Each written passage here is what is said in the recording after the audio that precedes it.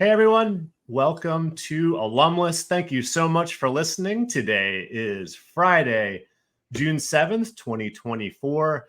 This is the Herding Alumni Volunteers edition. I am Ryan Catherwood. I am joined as always by my colleague, my friend, the grand poobah of alumni engagement, Chris Marshall. Hey, Ryan, how are you, man? Good to see you again. Great to see you too. We were hanging out yesterday in New York, and we're hanging out today in Williamsburg, which we'll talk about. But we're so pleased that you all could join us, making Alumless part of your Friday. If you're listening to us on the podcast edition, thank you so much for adding us to your feed. We are live today, so please chime in with your questions or comments in the LinkedIn event. We can see that here inside our StreamYard interface. So say hello, let us know where you're dialing in from, and definitely have a question from myself or Chris, or better yet, our special guest, John Feudo from UMass Lowell. If you haven't already, definitely pick up that podcast edition. And we would not have the show. It would not be as awesome as it is, of course, if we were not for our fantastic sponsor, Protopia. Protopia has created a transformational AI-powered technology that matches questions from students or recent graduates with alumni all over the world that are perfectly positioned to answer them. Without asking alumni to be mentors or participate in programs that are spread out over months or sign up for an app or a platform, Protopia makes scaling introductions simple. Questions get submitted, and Protopia's AI does all the work. Protopia can even target stakeholders like young alumni or lapsed donors and provide them with a meaningful volunteer experience. And who isn't trying to scale volunteerism? Visit protopia.co/alumless for more details and to check out the technology that schools like Duke, Denison, Florida State, and the London School of Economics are using to make their alumni networks available to everyone. All right. Well, it is great to do Alumless. It's been a little while. We actually took the Memorial weekend off, so it's been a month. We were in New York City yesterday with our friends at the Washburn and McGoldrick Client Conference, which was really great. An awesome program that they put together. Second year in a row that we've been at Syracuse University's Lubin House, which is a wonderful location there in New York City. But what were some of your takeaways from the conference, Chris? Sort of just a few reflections there. It's always great to spend time with clients and just interact socially and informally. But the main thing for me is that we had two phenomenal sessions where content was just off the charts good. I mean, it was, Ryan, I don't know, I think you had the same reaction I did in both cases. It was just so strong. And, sort of the main takeaways for me were AI, and AI, because the theme sort of wove through, and the use of AI in our field. And one of my main surprises, both from the survey that Washburn McGoldrick conducted asking about use of AI and advancement, but then just from show of hands in the room and the conversation yesterday. I mean, I don't know where other industries are, but I would characterize the field of advancement as slow to adopt and behind others in this approach. So I'm really curious to hear our guests and see what they're doing at UMass Lowell about working with AI or not. But it, to me, it was a little surprising to see, it was something like 45% of 100 chief advancement officers, so vice presidents for advancement, who were surveyed, 45% of them said, we're not using AI in our shop at all. Yeah. That was a big data point. So yeah, those are the takeaways for me. It was really a fun day though. It was. I definitely some great speakers. Learned a lot. Always good to network. Today we're both in Virginia. You are still hanging out at the fantastic Fairfield Suites locally here to the campus of William and Mary. I am here in the Alumni House. We're going to do a presentation to the Alumni Board later. Very much talking about the evolution of engagement here at William and Mary. But so what do you think about the work the team here at William and Mary has been doing over the last couple of years? Matt Brandon arrived not quite 2 years ago and has spent those year plus, almost 2 years now, bringing about, I think, much needed change to a phenomenal public institution. One of the best advancement shops, public school. In fact, I believe they tout and are accurate in that they have the highest giving percentage of any public institution in the country. So they've done it. Matthew Lambert is their VP. We've had him on the show. He's fantastic. Matthew and Matt are doing great work here. But Matt has led this evolution revolution combo of moving their alumni association, their board. Talk about herding volunteers. He's done some of the volunteer herding that we're going to bring John in to talk about. But what he had talked about early on was building the alumni association of the future. And he's really put the stake in the ground and done some interesting things here. He's a very bold vision. What I love about it, though, is that it came with the backing of Matthew Lambert, President Catherine Rowe, to invest in the alumni program. And I don't think Matt could have the vision and be able to do what he's doing without the support and financial investment, frankly, in both staff and budget line to run a modern alumni program, digital first, micro volunteering kind of thinking, just a very, it's out there. I mean, it's my last comment on this, I would say, is that others who are listening and are tuned in with us now should follow what William & Mary's doing. They tune in and keep up with what they're doing and take note, because I think it's going to be a really industry leading initiative, and kudos to them for having the guts to do it. Yeah, really sort of evolving sort of that sort of classic alumni association to a more integrated model, the complexities of those inner workings, sort of rebuilding engagement strategies, as you noted, with that digital first approach. And it's really exciting time here at William & Mary, and it's great to have the chance to partner with them. All right, let's bring out our special guest today. But quickly say hi to Sarah from Stockton, Carey from the London School of Economics, our friend Scott Francis joining us. So thanks, guys, for taking time on your Friday morning. Ryan, real quick, I don't know this. This is not, I believe. I know this for a fact. So Sarah is the head of the alumni program at Stockton University in New Jersey. Yeah. And Scott Francis, who's the lead of the alumni program, or one of the leads of the alumni program at Auburn University, is a graduate of Stockton University in New Jersey. So an alum. Yeah. Pretty cool. Awesome. Thanks, guys, for joining. And hey, Carey, thanks for making time on your Friday afternoon all the way from London. All right, John Feudo, thank you so much for joining us. It's great to have you on the show. Gentlemen, so good to see you. John is the Vice Chancellor for Advancement at UMass Lowell, and is the author of 7 books, ladies and gentlemen, including Herding Cats, Managing Volunteers for Success, and Alumni Relations, A Newcomer's Guide to Success. So your books are all about, helping people be successful, right? Public speaking, and so it's an honor to have you on the show. Yeah, maybe I should start reading some of them, Ryan. It might help. John, 7 books. I wrote 7 emails this morning. What's 7 books? Same thing. Same thing. So what is it about the field that we work in that has made you passionate enough to write 7 books? Sure. Well, first of all, thank you both for inviting me to join you today. Chris, it's always good to see you. You and I have traveled together in the past, so it's nice to see you both in Virginia, William & Mary. And I have to second, Chris, what you just said. Matt Brandon and Matthew Lambert are 2 of the great professionals in this business. Yeah, really are. So I'm glad you're doing some good work with them. I'm grateful for any opportunity, Ryan, to talk about my thoughts and my experiences. And that's really probably the answer to your question, too, about the books.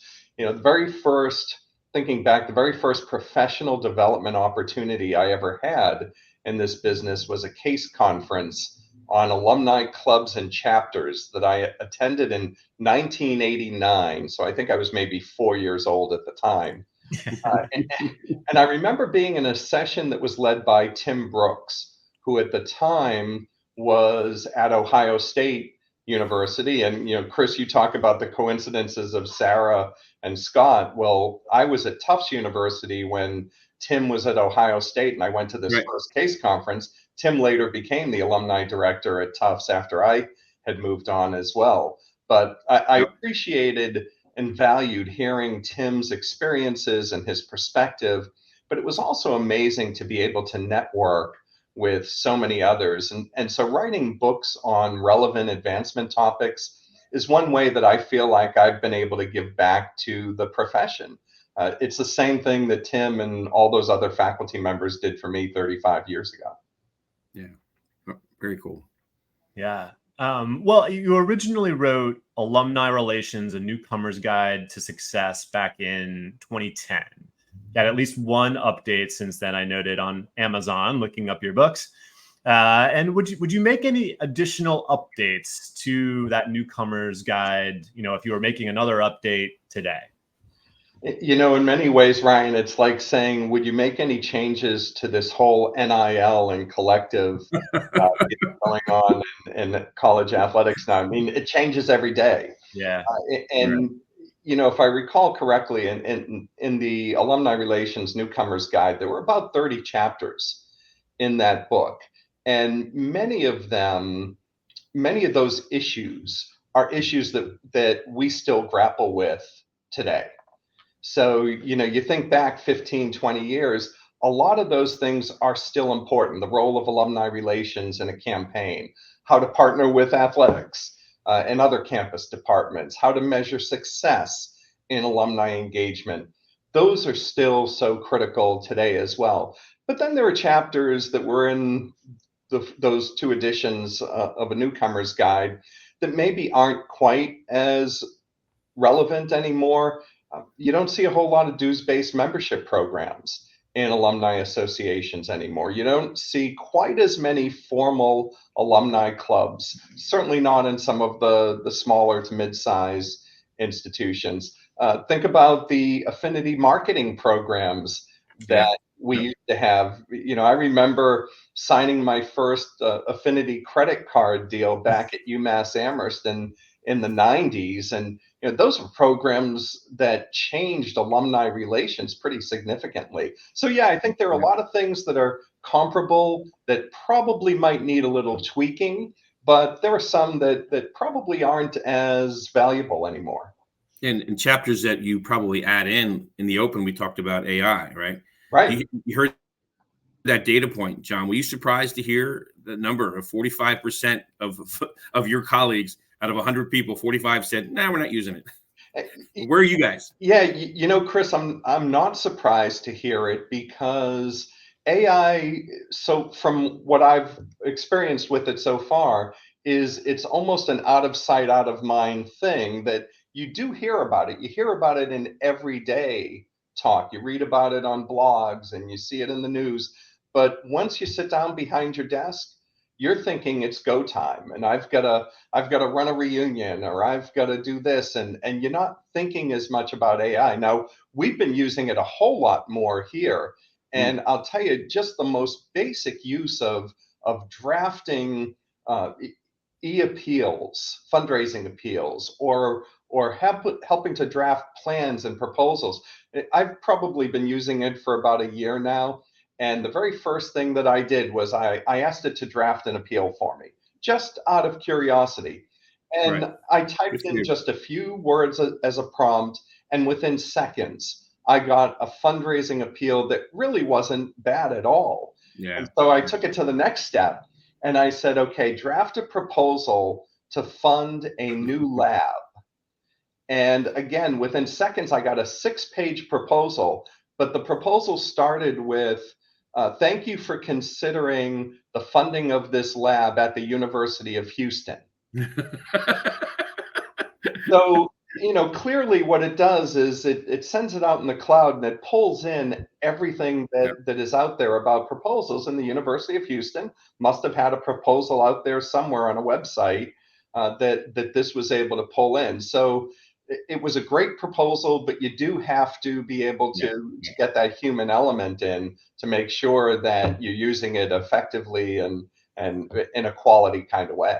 John, you would have loved this. Yesterday, we spent a whole day talking about the exact issues, talking about how to humanize and take it as a starting point, not as an end point. But I don't want to get off our script here, John. I can talk about this all day, but I want to go back to the book a little bit and ask you this. So when you did your research, you interviewed a ton of people. In fact, you and I had conversations about your books along the way. And what are some general sort of recollections you have from those interviews?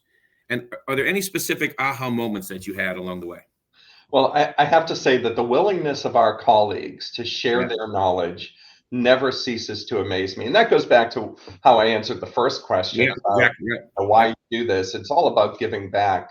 They gave back to these books for the same reason that I chose to give back, and that's to help each other succeed.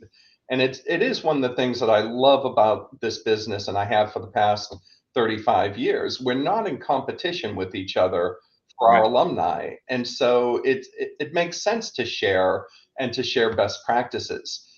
As for aha moments, I do remember the wow factor that was in my head after hearing about a half a dozen or so of our international colleagues say that they don't have any tension at all between their alumni and development offices on their campuses. They don't know any different, right? Or any better.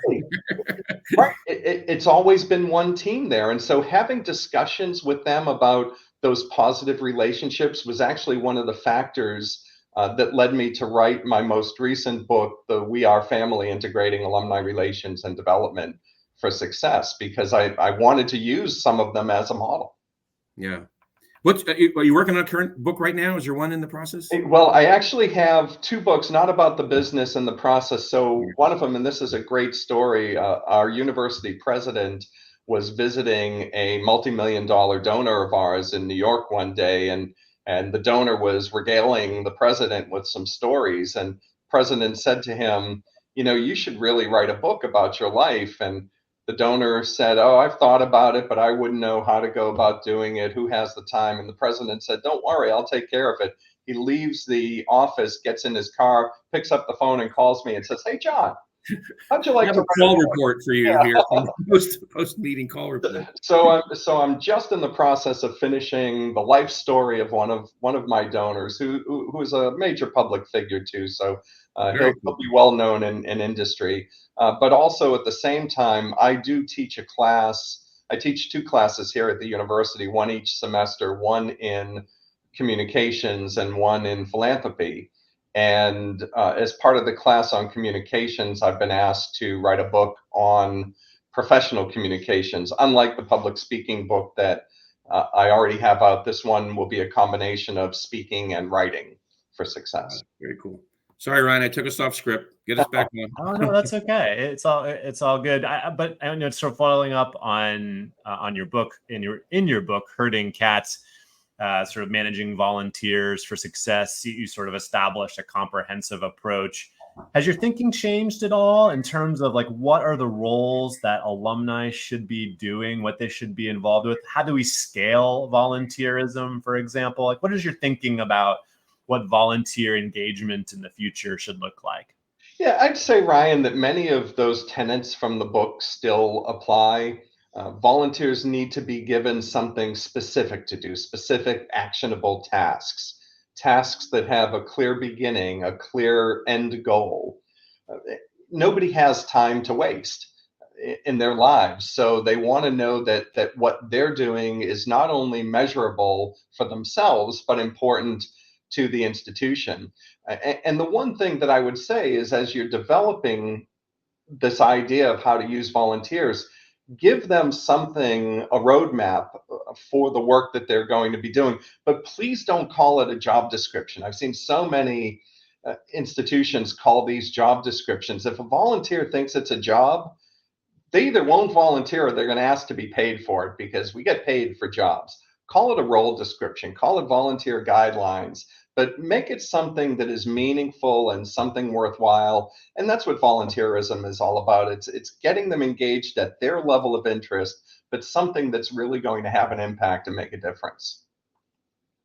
Chris, what about you? Like, what do you think about the role of volunteers in sort of a modern alumni engagement program? And you muted yourself, Chris. Sorry, my housekeeping here in the hotel's trying to kick me out of the room. I thought that's what happened. Chris went dark for a minute. The podcast listeners, I was like, there's housekeeping at his hotel door right now. Sorry about that. I got to take it off. Everything that John said first is my answer. But what we're seeing more and more, especially from recent anybody right now, but our most recent generations that have come through and are out of school, when you ask them to serve on a board and come to campus 4 times and do all the work that goes in between the meetings, all that, it's not like a volunteer honor to them. It's like a sentence that they have. They get, it's more likely that they're going to say no because they don't have the time to commit to that, right? To John's point, right? So what I'm seeing, so I do think we have space for that, and there'll be some people who will do it, but it's relatively small numbers of volunteers at that board level kind of role. The vast majority of volunteers, and I'm talking case average, around 1% of your alumni population. If you have 100,000 alums, about 1,000 of your alums should be volunteering in some capacity on average. That's roughly where we are as an industry right now. I've seen as high as 7% at some institutions.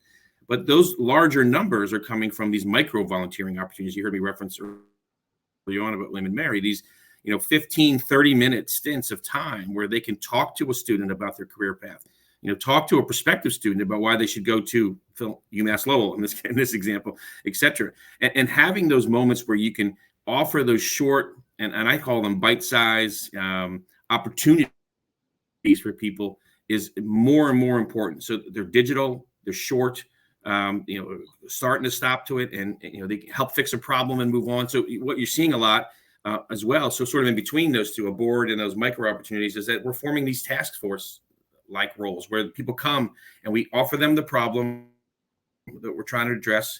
We have a couple of meetings, we come up with a solution, and it ends. So there's a start and a stop. That's what we're seeing also happen quite a bit in our industry.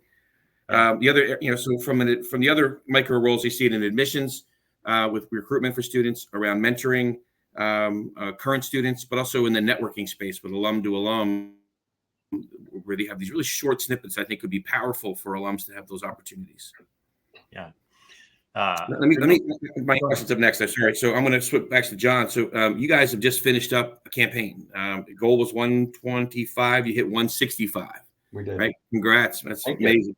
What did you learn about alumni engagement and its importance during the campaign, and what is it helping you think about your next campaign? Well, I think that bringing alumni together as we did around the world during that campaign really had a dual benefit, Chris. The first, of course, is just providing a forum for sharing our vision and our goals, not just with alumni in general, but with our major donors and with our prospects that we would invite to the events that we were running. But just as importantly, I think that the engagement of alumni really helped us identify potential donors and volunteers for this campaign. As I mentioned earlier, we're in the quiet phase now, and we want to be able to enhance the level of volunteerism that we had in the last campaign. But to the point that you were making and that I was asked to make, it's got to be the right role for the right people. You can't just go out to your key donors or to people who have been volunteering for you for years and say, by the way, we're in a campaign now, so now I need you to help ask for money. Because they might not be volunteering to ask for money. That's not the role that they want to play. And so we have to find the right roles for the right people, and not even just with our alumni.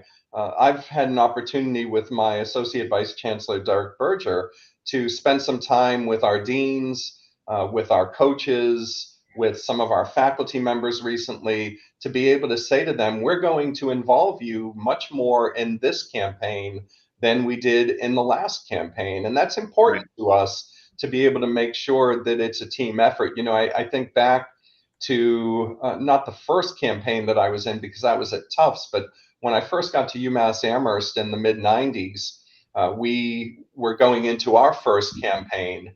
And I remember our AVC for development at the time, John Ramo, referring to the campaign as an institutional obsession. Now, I don't ever want anyone to feel like they're obsessed by the idea of a campaign, but his concept of this has to be the university's campaign, not advancement's campaign. It's the university's campaign to help support university initiatives. That's the way we all have to look at it. Yeah, I think that way about alumni engagement across the institution. It's the university's responsibility. The other, I'll give Bonnie Devlin from Washburn McGoldrick credit for this concept. She said to me that a campaign is a team sport, and I really thought that was a good message, a good way to think about it. Do you think you'll have an engagement goal? Did you have one last time, and will there be an engagement goal this time? Yeah, we actually we have a goal of getting people engaged.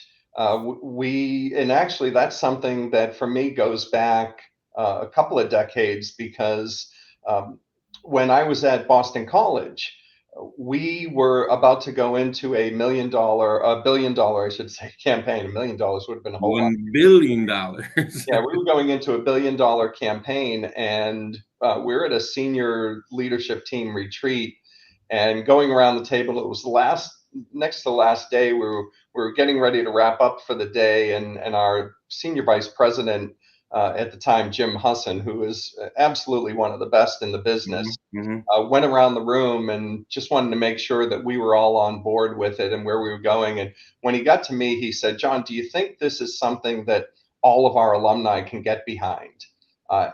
And I was the only thing separating us from cocktails and dinner. And I said, no. I said, I don't think it's something everybody can get behind, because they hear $1 billion, they hear such a big number, and they say, well, I can't contribute to that. I'm not going to impact that success. And so we ended up taking that conversation in another direction and talking about adding an alumni engagement goal of how many volunteers do we want for the university, and adding an annual giving goal.